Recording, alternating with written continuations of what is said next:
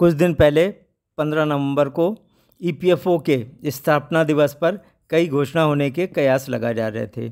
अब CBT meeting का इंतजार है, पर उससे पहले महाराष्ट्र में इलेक्शन है जिसमें ईपीएफओ की नहीं पेंशनरों की चलेगी।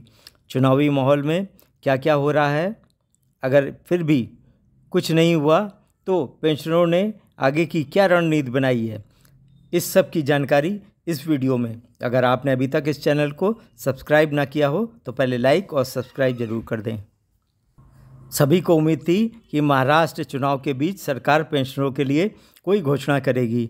15 नवंबर को ईपीएफओ का स्थापना दिवस समारोह था।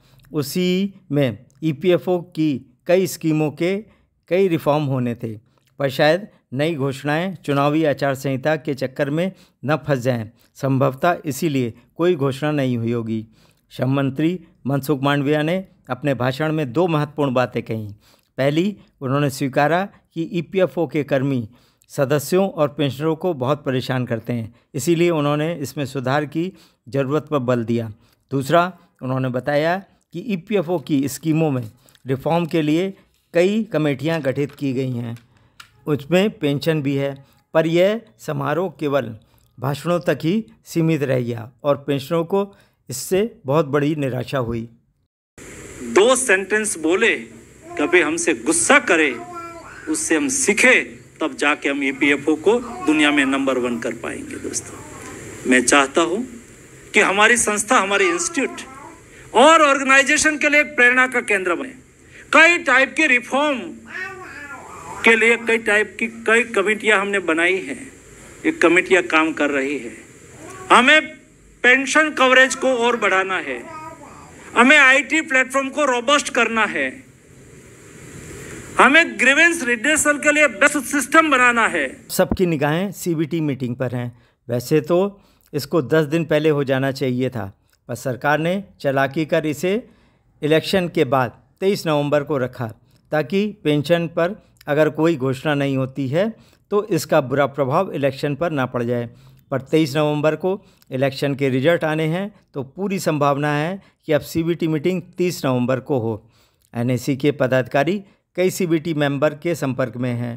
सभी को पेंशन बढ़ोतरी की मांग उठाने के पत्र भेजे जा रहे हैं। एनएसी का पूरा प्रयास होगा कि सीबीटी मीटिंग में पेंशन का प्रस्ताव पारित हो। अगर नहीं होता है तो पेंशनर दिल्ली में डेरा डालेंगे, जिसका प्रोग्राम वीडियो में आगे बताया जाएगा। उससे पहले महाराष्ट्र में चुनाव है। एनएसी ने वैसे पूर्व से घोषणा कर रखी है कि जो पेंशनर का काम करेगा वही देश पे राज करेगा। यही संदेश हर विधानसभा क्षेत्र में स्थानीय पेंशनर प्रचारित कर रहे हैं। अगर व्यवहार समझ में आता है तो हम भी व्यवहार ही करेंगे। हमें अपना हक चाहिए, फिर उसके बदले में हम वोट देंगे, नहीं तो लोटपोट करेंगे। बराबर के झूठ है, ये हमने फैसला किया है। जो पेंशनर्स का काम करेगा वो देश में राज करेगा। पक्ष विपक्ष सभी गठबंधनों के नेता उनके प्रति सहानुभूति दर्शा रहे हैं। अपने वायदे को न निभाते हुए किसी भी पार्टी ने पेंशन बढ़ोतरी के मुद्दे को अपने घोषणा पत्र में नहीं लिया है। फिर भी एनएसी के राष्ट्रीय पदाधिकारी सभी पार्टियों के वरिष्ठ नेताओं से संपर्क कर पेंशन मुद्दा चुनाव में उठवाने का निरंतर प्रयास कर रहे हैं। संभाजी नगर आदि कई शहरों में आमदार प्रत्याशियों ने प्रधानमंत्री को पेंशन बढ़ोतरी के लिए पत्र लिखकर पेंशनरों की सहानुभूति बटोरने की कोशिश की है। बीजेपी के वन मंत्री और घोषणा पत्र समिति के प्रमुख सुधीर मुनगंटीवार से जब राष्ट्रीय महासचिव वीरेंद्र सिंह रजावत जी अपनी टीम के साथ मिले तो उन्होंने 10 अक्टूबर 2024 का पत्र दिखाया, जो उन्होंने श्रम मंत्री को पेंशन बढ़ाने के लिए लिखा था और आगे भी पूरा सहयोग का आश्वासन दिया। पुणे में अध्यक्ष अजीत घाटगे ने सांसद डॉक्टर मेधा कुलकर्णी से मुलाकात कर महाराष्ट्र चुनाव और राज्यसभा में पेंशन का मुद्दा उठाने की अपील की। उन्होंने भी 14 अक्टूबर को श्रम मंत्री को लिखा गया पत्र दिखाया और पूर्ण सहायता का आश्वासन दिया।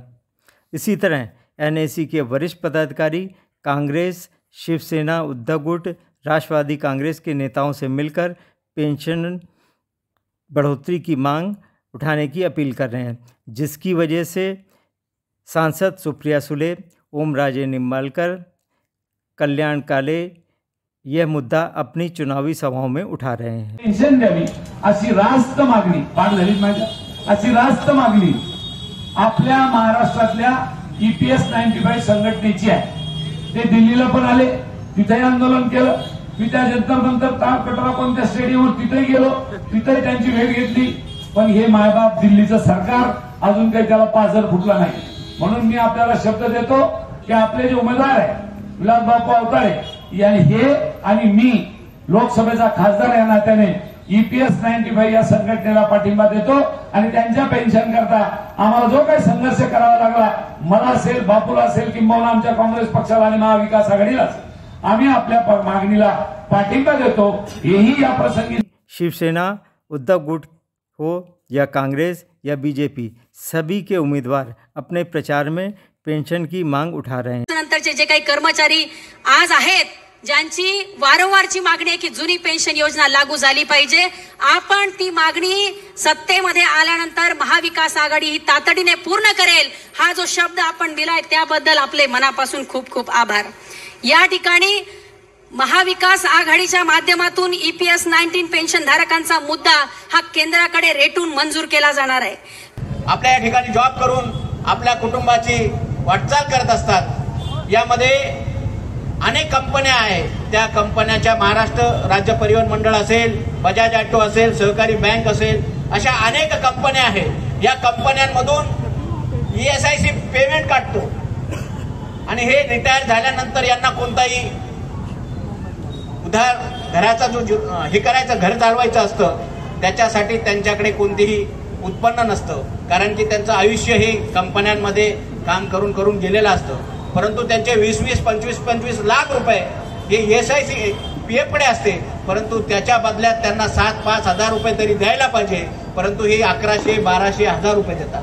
साहेब, आपल्याला या संदर्भात गांभीर्याने हा विषय घ्यावा लागेल आणि या लोकांना न्याय द्यावा लागेल, कारण की ही लोक त्या क्षेत्रातले असल्यामुळे या ठिकाणी त्यांच्यावर मोठा अन्याय होतो। या अन्यायाला ही वाचा आपण भविष्यात फोडणार आहोत।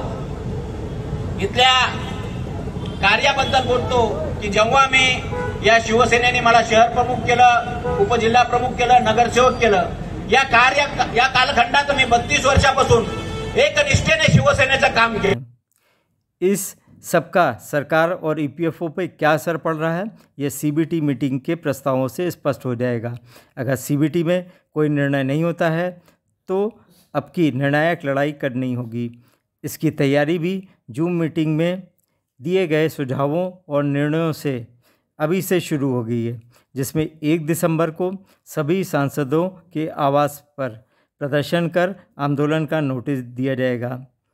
9 दिसंबर को दिल्ली में NAC की राष्ट्रीय कार्य समिति की बैठक होगी और 10-11 दिसंबर को दिल्ली के रामलीला मैदान में प्रदर्शन, संसद की ओर मार्च के साथ आमरण अनशन शुरू होगा, जो कोई निर्णय होने तक जारी रहेगा, क्योंकि बार बार के आंदोलन से पेंशनर परेशान हो चुके हैं। वो अब रिजल्ट चाहते हैं। 25 नवंबर से संसद का शीतकालीन सत्र शुरू हो रहा है। NAC के अनुरोध पर कई सांसद हायर और मिनिमम पेंशन का मुद्दा दोनों सदनों में उठाने की कार्रवाई पहले दिन से ही कर देंगे। लोकसभा में 25 नवंबर, 2, 9 और 16 दिसंबर को यह मुद्दा उठेगा और राज्यसभा में 26 नवंबर, 5, 12 और 19 दिसंबर को इस पर प्रश्न पूछकर पेंशन बढ़ोतरी की मांग करेंगे। एक ओर संसद के दोनों सदनों में पेंशन का शोर होगा, दूसरी ओर उसी बीच दिल्ली की सड़कों पर पेंशनरों का प्रदर्शन होगा। तभी इस गूंगी बहरी सरकार की नींद खुलेगी। कहने को तो पेंशनरों के कई संगठन हैं, पर वह केवल नाम के हैं। साल 6 महीने में छोटी मोटी मीटिंग कर वो अपने अस्तित्व को बचाए रहते हैं, पर राष्ट्रीय अध्यक्ष कमांडर अशोक राव जी के नेतृत्व में NAC पूरे देश में 24/7 पेंशनरों के लिए संघर्षरत है। इसलिए अब जीत निकट है और निश्चित है। आपको ये जानकारी कैसी लगी अपने कमेंट्स में बताइएगा। साथ ही अपने सुझाव भी दीजिएगा जिसे कमांडर साहब तक पहुंचाया जा सके। वीडियो के अंत में बेल का बटन दबाकर लाइक और शेयर करना तथा चैनल को सब्सक्राइब करना ना भूलें।